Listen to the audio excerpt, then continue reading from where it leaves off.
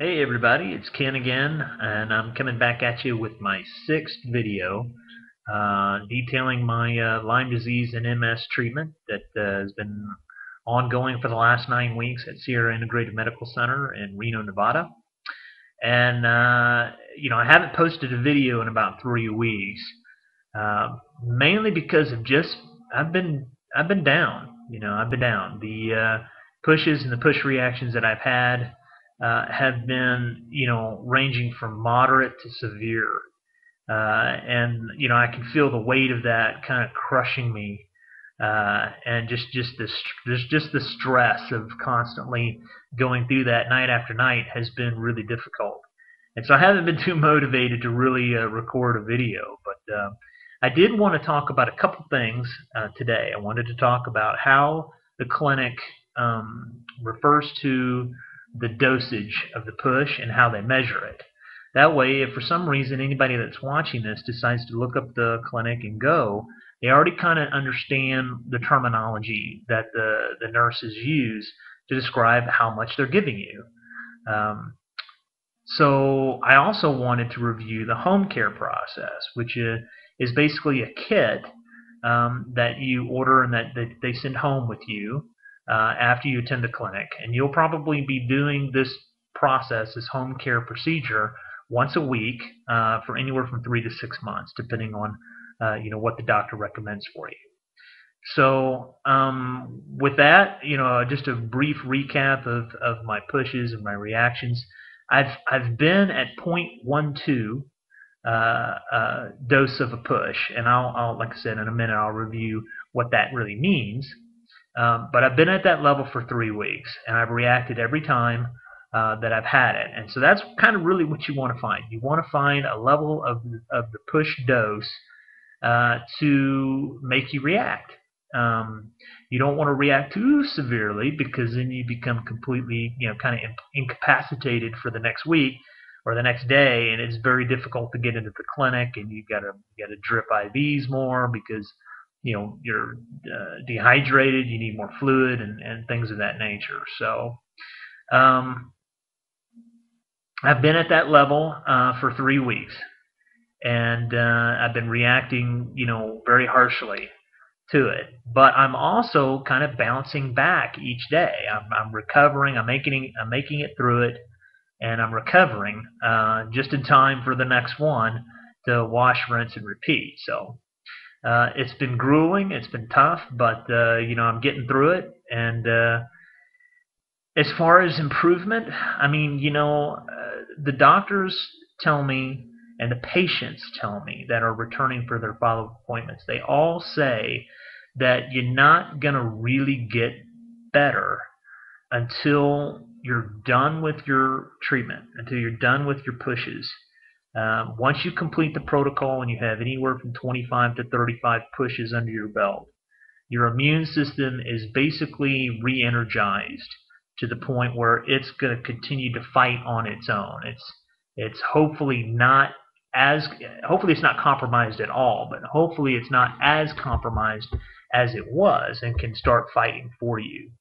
And every patient that I've talked to that's a returning patient that was here at the clinic for 8 to 12 weeks or whatever, and have gone home and gone on to get better, they all say that that's when the healing process really begins, because you're no longer loading yourself down with the stress of the push reactions every night.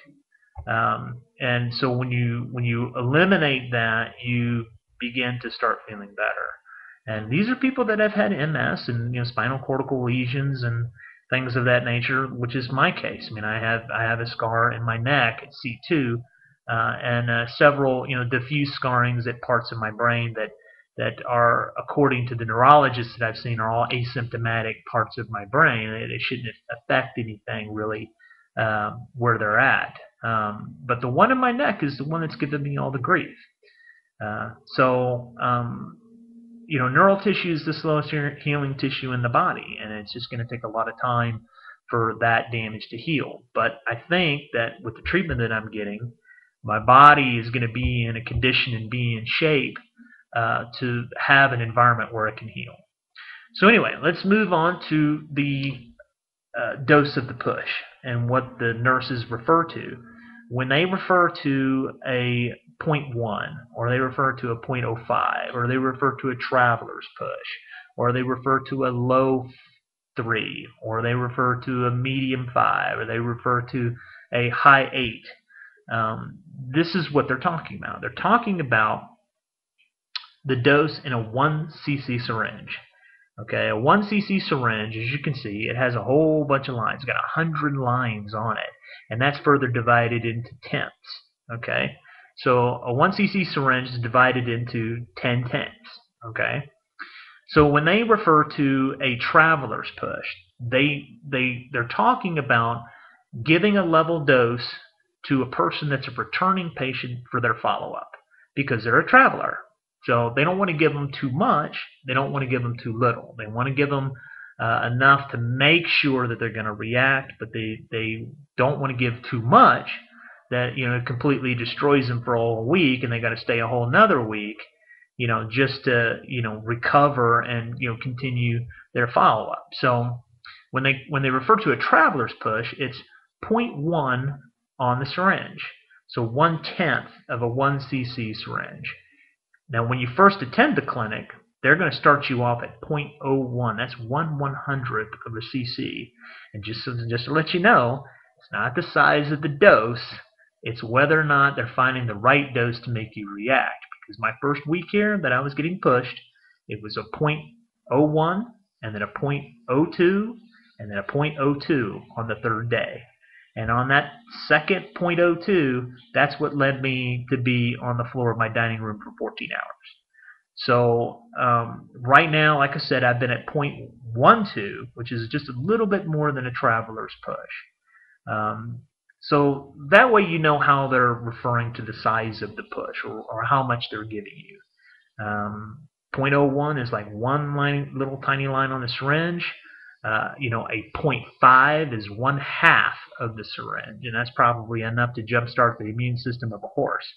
And I wouldn't advise anybody taking that much right off the bat. I think it would probably kill you. The most I've ever seen anybody take is 0.2, and they reacted monumentally to it. So, like I said, it's not the size of the dose; it's making sure that you react. So that's how they measure it. All right, next thing I want to talk about is the Homecare. All right, the Homecare is a kit that you send back with you, and it comes in the form of a tray with these vials of homeopathic medicine. One of the vials has a red cap on it. This is the number 1. All the others are the same, but the number 1 is the one you start with. And so basically what you do, the whole concept of Homecare revolves around like cures like, and it's akin to stem cell therapy, where you're using the cells of your own body to generate immunity. Okay, kind of like a vaccine.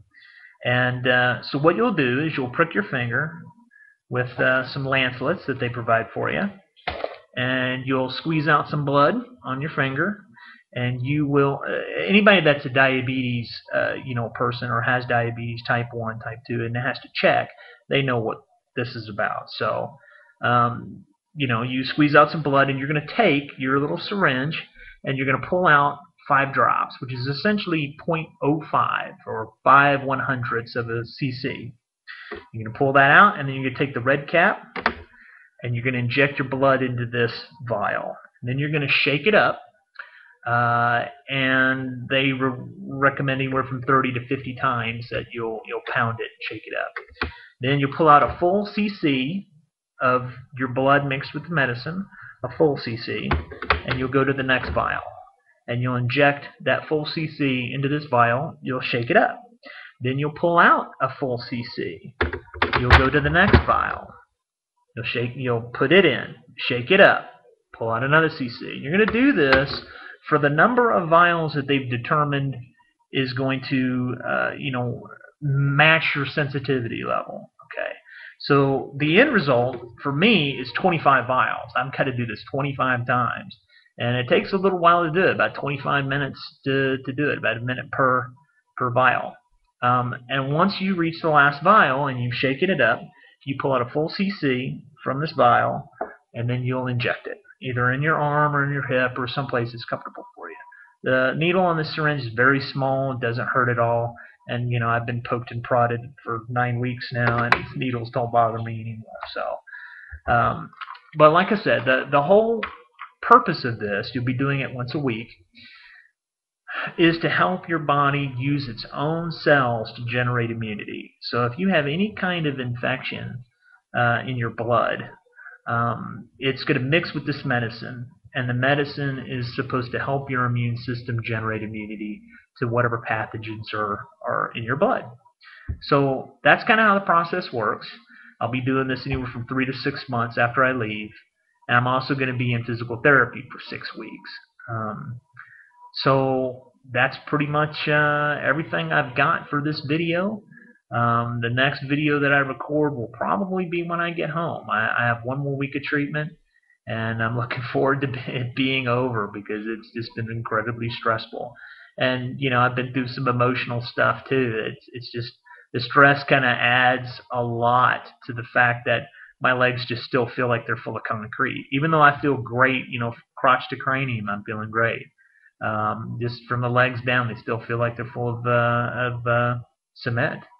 And there are moments where I can walk normally, but it doesn't last long. It goes away pretty quick, and the fatigue kicks in, and the signal just isn't getting to my legs. And hopefully through this process, once I've eliminated the stress of treatment, and once I'm in physical therapy, and once I'm doing the home care, I'll begin to feel better. Every patient that I've talked to that's done it has all felt they've all felt better.